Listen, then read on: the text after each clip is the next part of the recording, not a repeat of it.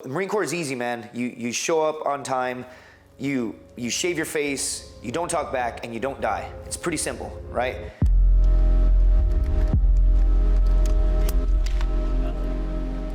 I was 19, went to Iraq, went again when I was 21, lived in Afghanistan, 22, 23 and like 24-ish. I got blown up 3 times. I got a Purple Heart on my first patrol I ever did. All I knew was tactics and like, no, I don't want to call it nervousness, but I was on high alert for like my best years of my life, man.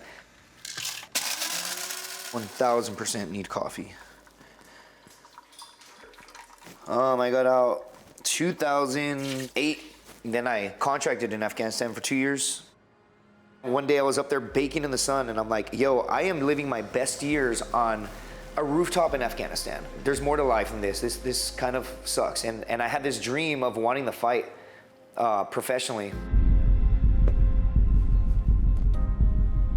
I would get in like fist fights every weekend. I was that guy. I'd go out to bars, and this one guy made me promise on deployment. He said, I think you'd be really good at fighting. You should come check it out. And I said, okay. He puts his hand out. He says, all right, I'm gonna hold you to it, promise. His name was Sean Stokes. I've talked about him in several interviews. And he got killed, man. He got killed in the war.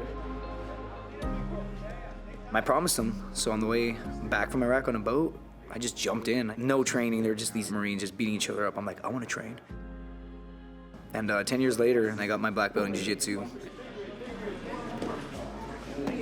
Pull down, pull his head to the mat. Jiu-jitsu's universal, man. Now I'm passing it off to them. Oh, beautiful.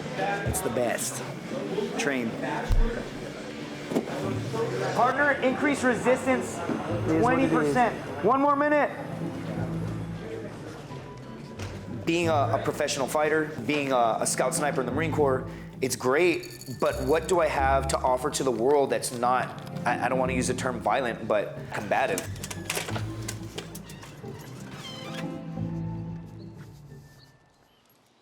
I saw a post on Facebook, they were gonna kill this dog. Her name was Mia. So I'm like, hey, don't kill her, I'll take her. Take care of her for about 7 months, make her feel better. So when I finally gave up Mia, she like looked at me through the window and I felt so sad, and then I got in my car and I cried, man. I screamed, like cried at the top of my lungs. It's like I hadn't had any emotion or cried or et cetera for 10 years or so, or more, since the war. And I'm like, man, that felt kind of good. So I did that once, and then all of a sudden I see another post. They're gonna put this dog down. I'm like, no, and you just keep doing it, right? I can't do this on my own. There's an entire network and community of humans that foster. And I got another buddy of mine who's a veteran, and he does it like often. I just kind of fell in love with it. It's just kind of a deeper relationship than you probably find at like a breeder, or if you were gonna just buy a puppy and raise it from a puppy.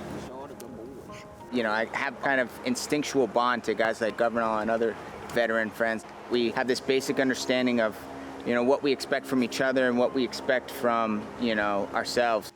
Every single dog that I've fostered, I stay in touch with the owners. Having them share their stories on social media with me and how dogs that I've saved them makes it, you know, worth it plus 10. If you were to go to a shelter, not even adopt a dog, not get a dog, you just go and you see that. There's already empathy right there. Oh, little baby. Oh, this one's cute. It's a bonded pair. The first time I came here, it changed me. Your heart drops. You're like, how can nobody want these, right? But I mean, you'll never buy a dog again. There's no way. Like, I will never buy a dog. It's just not gonna happen. Are any of these at risk right now? All the animals that come into the shelter are at risk. We are a no-kill shelter. Our live release rate is 91%. That means 91% of the 30,000 animals we get in every year find homes. The longer he's here, obviously, the more at risk he becomes. Well, you're the veteran, right? Yes. How you doing? What's up, man? Former Marine. Long time ago. No such thing as a former. Okay, Were you Marine too? Or are you Marine? Hell yeah, dude. Good to meet you, brother. You too, man. Hoorah. Hoorah. If you're a veteran, I'm not gonna say that you lose a connection, but you're retrained to think a certain way. And it's not that you don't have emotion, it's that you suppress everything. I was pretty cold. I had to be cold for years.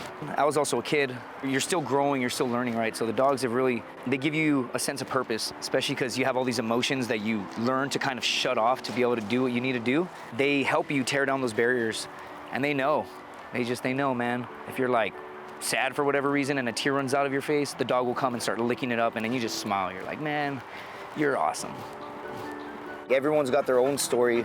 Everyone's been through their stuff, and they just need somebody to help them out and teach them that like life is not terrible, that there are good humans out there.